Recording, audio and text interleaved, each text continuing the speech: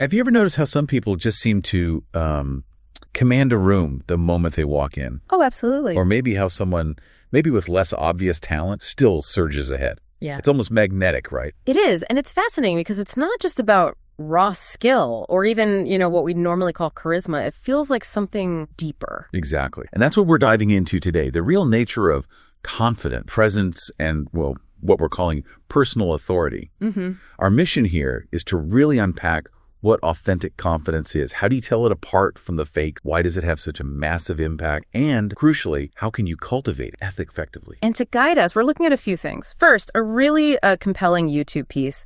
It's called How to Be Dangerously Confident Machiavelli by Queen. Very direct stuff. Okay. And we're mixing that with a whole lot of research, psychology, philosophy, even neuroscience to get a really rounded view. Right. So let's kick off with that Queen source because it starts with something that honestly might sting a bit, but it's powerful. It says, quote, someone with less talent might be ahead of you right now because they look sure of themselves.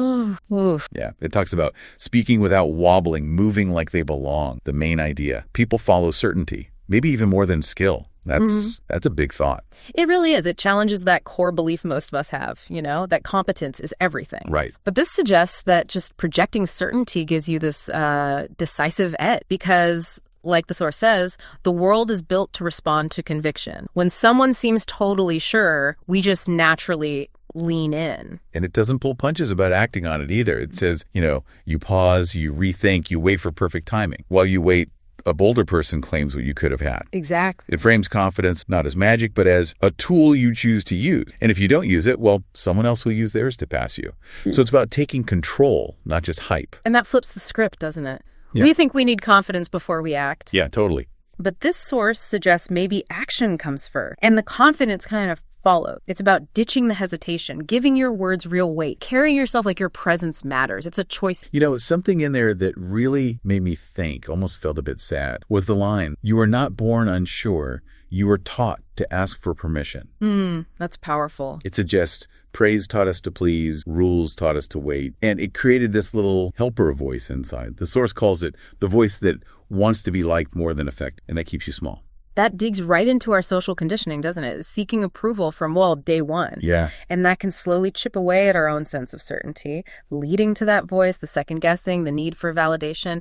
It makes you wonder how much of our lack of confidence is actually just a learned behavior, something we can unlearn. Okay, so if it's learned, how do we unlearn it? The source actually gives some concrete advice, like when you feel yourself shrinking, it says, sit taller and take your space. Feel the urge to over-explain. Pause and let silence carry some of the load. Oh, I like that. Silence carrying the load. Right. And when that automatic apology pops up, keep steady eye contact and speak plainly. It's about physically, verbally, just interrupting those old habits. And that ties into what psychologists call embodied cognition, right? Philosophers like Merleau-Ponty talked about this. Our mind and body aren't separate. Our thoughts, feelings, they're linked to our physical state. So changing your posture isn't just pretending. Exactly. It's sending signals back to your brain. Remember Amy Cuddy's work on power posing? Vaguely, yeah.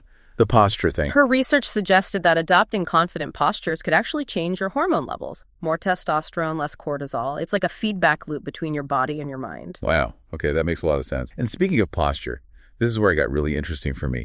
The idea that real presence is quiet power.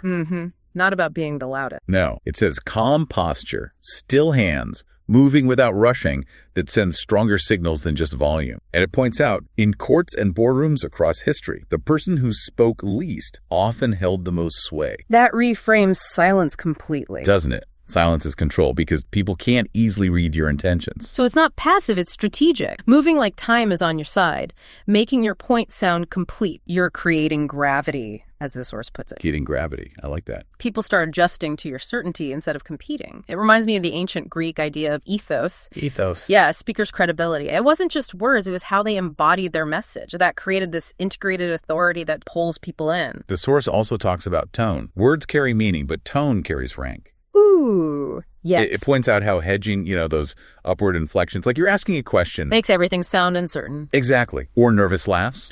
They weaken the message. It's not about shouting. It's just sounding decided. That really clicked for me. Subtle, but huge. It really shows how sensitive we are to nonverbal, a decisive tone, an unhurried delivery. It signals what the source calls a gated mind. Yeah, imagine someone hearing criticism or even praise, but instead of reacting instantly, they pause. They just register it as information, as data. Yeah. Then they choose their response. It's not being cold, it's discipline. And talk about reframing things. This one's bold. Rejection is not a wound, it is a reading. Wow. It's just data to sharpen your edge. If someone passes on you, it says, maybe they calculated that your absence cost them little.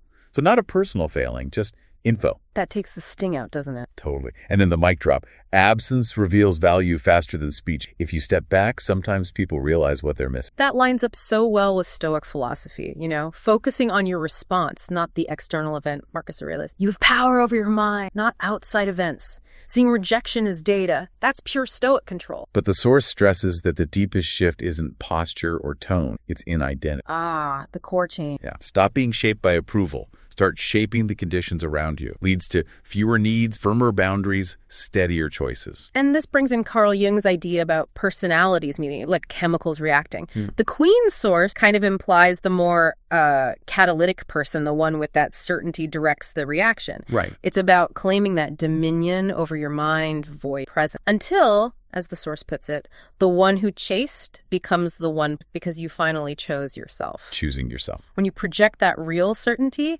you're not just changing you shift the whole dynamic. Your conviction becomes the new center of gravity. People respond differently. Okay, so we've got this really practical, almost blunt advice from the Queen video. Act your way into it, choose yourself. But for that to be real, not just an act, we need to understand what's actually going on underneath. Right, the psychology. Yeah. What is the engine driving genuine confidence? How is it different from just putting on a show? Well, in psychology, when we talk about true confidence, it's pretty specific. It's not just thinking you're awesome.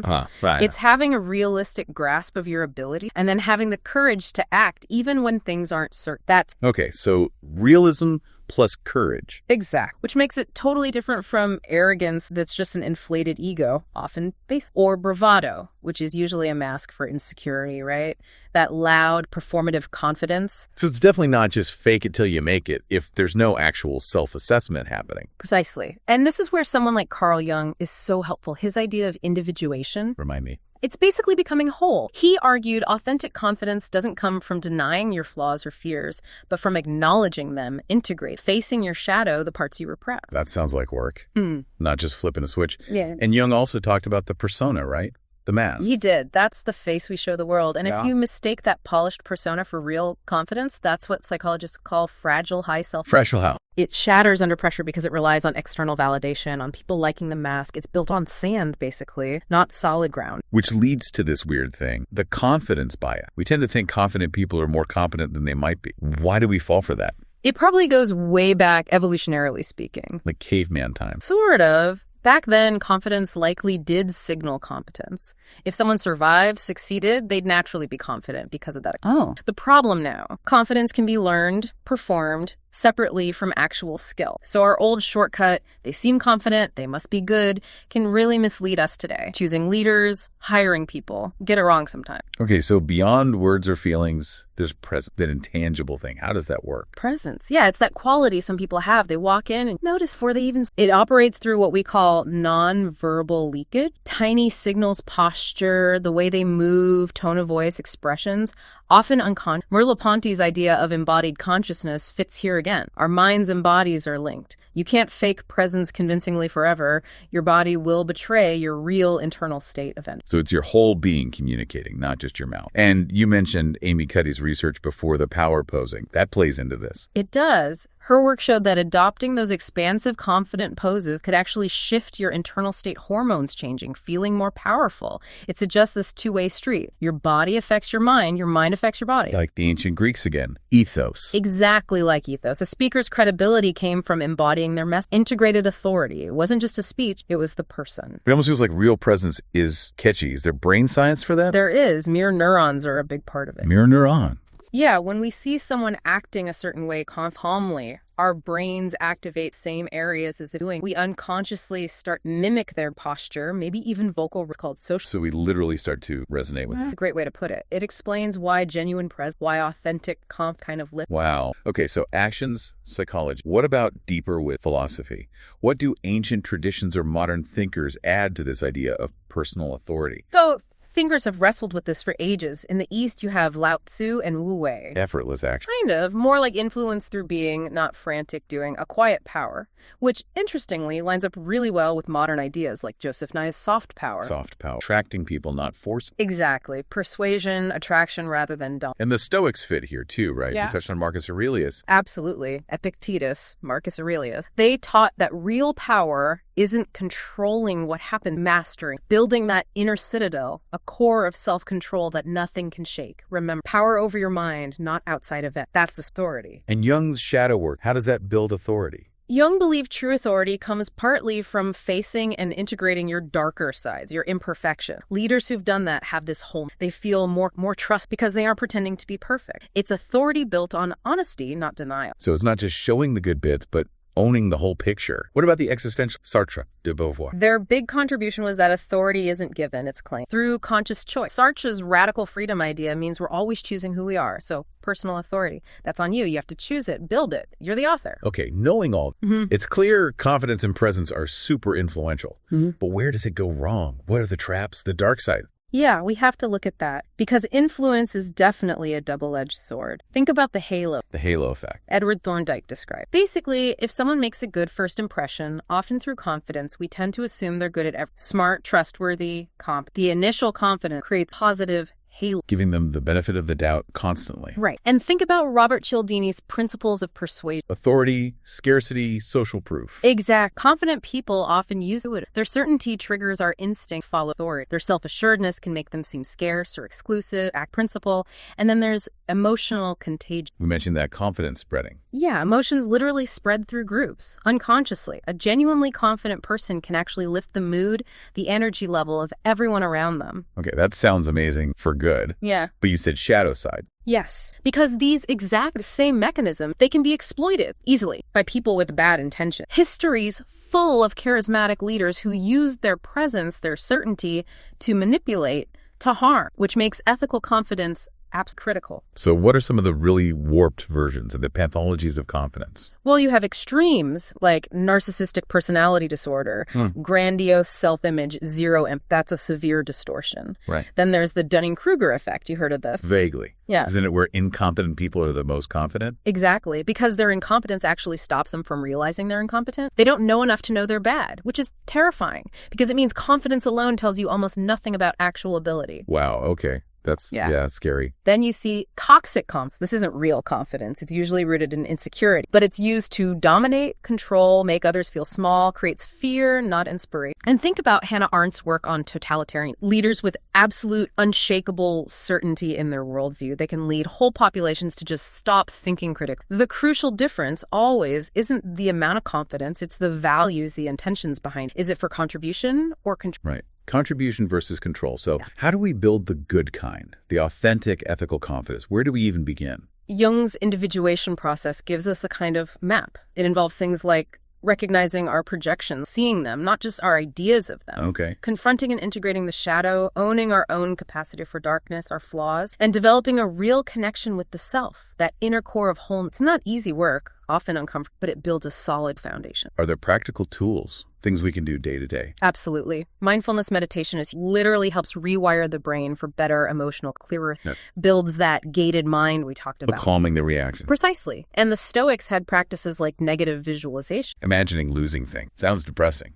It sounds it, but it builds resilience. Makes you less dependent on external things or approval for your well-being. Okay, I see. And building actual skills. That's where something like exposure therapy comes in, adapted slightly. Gradually face situations that challenge. Each time you handle it, you build real confidence based on proven ability, not just hope. Based on evidence. Yes. And underpinning all of this has to be what Buddhists call right intent, making sure your pursuit of confidence, of presence, genuinely aims to contribute, not just serve yourself. That's the ethic. That ties it all together nicely. Okay, let's nerd out for a second. Sure. Brain science. What's happening upstairs when we feel confident or when we're built? Neuroscience gives us some cool insights now. Dopamine's involved, obviously. obviously, the reward chemical. Success boosts dopamine, and higher baseline dopamine seems linked to feeling more confident and more motivated. Makes sense. Testosterone also correlates with confidence, especially around status and dominance behaviors. Okay, so those are maybe the up chemicals. What about the down? Cortisol, the stress hormone. It's basically the enemy of confidence. Chronic stress floods you with cortisol, impairs judgment,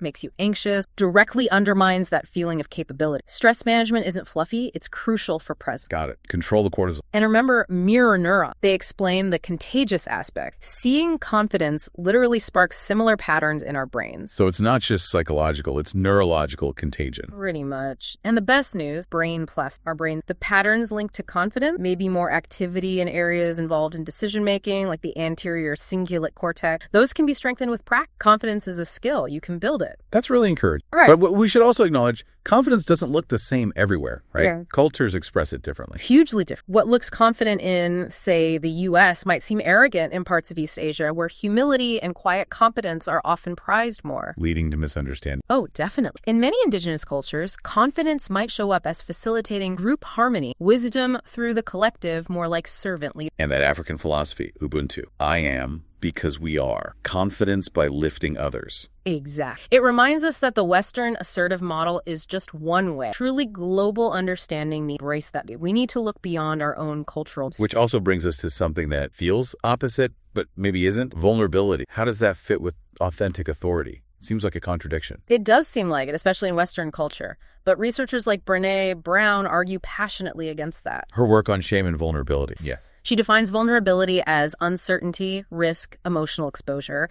And she says it's not confidence's enemy, but its necessary companion. How so? Leaders who can admit mistakes, say, I don't know, show real emotion, they build deeper trust. Think about who feels more authentically powerful, the flawless robot or the real human who owns their imperfections. The human, usually. Right. Neurologically, appropriate vulnerability activates mirror neurons too. It creates connection, psychological safety. That's the bedrock of truly transforming leadership. Jung's wounded healer idea to wisdom gained through struggle. The key is its vulnerability as a chosen strength, a way to connect, not just weakness. That distinctionism. This makes me think about the digital world too. Social media seems to reward a very specific kind of confidence. It really does. Often performative confidence, all about getting likes, shares, external validation. Which is the opposite of building internal confidence. Exactly. It can create an addiction to that validation, undermining the real thing. And all the curation, the impression management online, it can create a huge gap between the online persona and reality, leading straight to impossible. But surely there are upsides too, opportunities. Oh, for sure. Digital platforms give people amazing ways to find their voice, build influence around things they genuinely care about,